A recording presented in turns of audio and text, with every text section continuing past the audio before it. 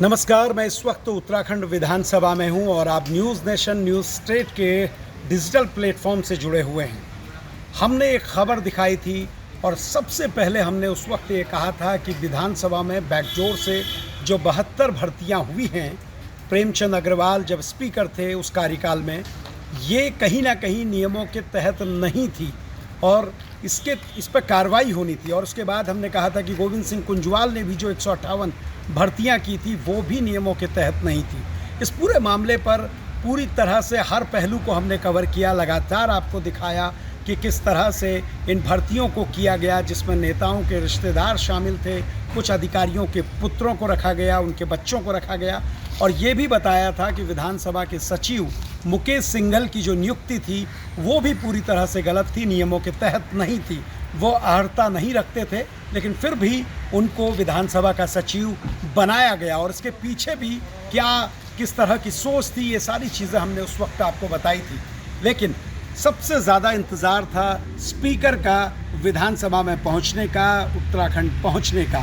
Speaker Ritu Khanduri आज जब पहुंची 3:15 बजे, उन्होंने शनिवार को एक प्रेस कॉन्फ्रेंस की और उसके ज़रिए उन्होंने सीधे तौर पे बताया कि ये पूरा मामला कहीं ना कहीं विधानसभा जैसे संवैधानिक संस्था की उन गरिमा पर प्रश्न चिन्ह खड़ा करने वाला है। और दूसरी बड़ी बात कि उसकी छवि को भी आघात पहुंचता है। इसलिए इस पूरे मामले का दूध, पानी का पानी होना चाहिए।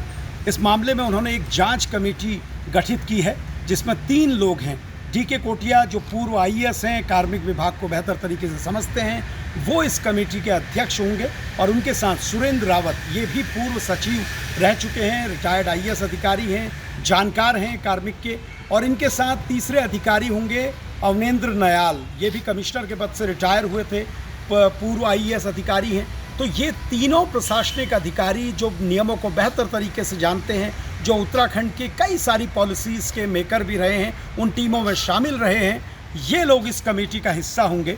और 1 माह के भीतर ये कमेटी अपना जवाब स्पीकर को देगी। 2 चरणों में जांच होगी।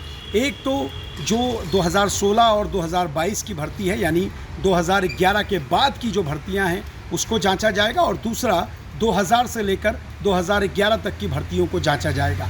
बड़ी चीज़ यह है कि हमने अपनी रिपोर्ट में दिखाया था मुकेश सिंघल जो सचिव थे, उनकी नियुक्ति गलत थी, नियमों के तहत नहीं थी। कई वरिष्ठ अधिकारी थे, उनको मौका नहीं दिया गया। न्याय से अधिकारी ले सकते थे, देश के किसी और राज्य से अधिकारी ले सकते थे, उसके लिए बाकायदा विज्ञापन जारी करना था। ये सारे प्रोसीजर फॉलो नहीं हुए और उनकी नियुक्ति को लेकर भी हमने सवाल उठाया था। आज स्पीकर ने कहा है कि वो अगले आदेश तक लंबी छुट्टी पे रहेंगे, यानी एक तौर पे उनको पनिशमेंट दिया गया है और अब ये चीज़ें क्लियर होंगी।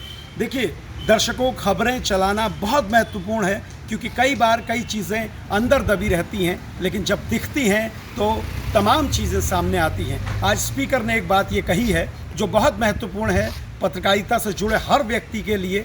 उन्होंने ये कहा है कि हर बार खबर नेगेटिव नहीं होती है, नकारात्मक नहीं होती है, खबरों से सुधार भी होता है और भविष्य के लिए योजनाएं भी बनती हैं।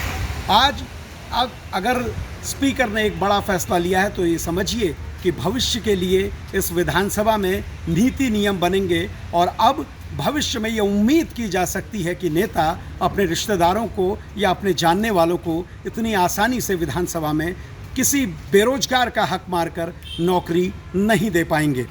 1 महीने के भीतर इस जांच की पूरी रिपोर्ट आनी है और इसमें चीज़ें तय होनी हैं। लेकिन सवाल यही है कि क्या इस पूरी जांच रिपोर्ट के बाद स्पीकर के फैसले पर भी सवाल उठने चाहिए, क्योंकि अगर जांच बैठ रही है कमेटी तो क्या वो भी नैतिकता दिखाएंगे और क्या वो भी अपने पद से इस्तीफा देंगे, क्योंकि जिस तरह से उनके फैसले पर पूरी कमेटी बैठी है तो कहीं ना कहीं उनको भी इस ओर अब सोचना होगा। और दूसरी बात यह है कि स्पीकर ने एक ऐसा निर्णय लिया है जो उत्तराखंड के इतिहास में सबसे बेहतर निर्णय के तौर पे जाना जाएगा। उत्तराखंड विधानसभा के इतिहास में ये पहली बार हुआ है जब किसी स्पीकर ने पुराने स्पीकरों की हुई नियुक्तियों के मामले में कोई जांच टीम बैठाई हो। और जांच टीम जब काम करना शुरू करेगी तो कई सारी चीज़ें सामने आएंगी, जिसके बाद ये साफ होगा कि क्या 2016 और दिसंबर 2021 की जो भर्तियां हैं ये वैध थी या फिर इनको लेकर कोई बड़ा आदेश इस रिपोर्ट के बाद सामने आएगा। नमस्कार।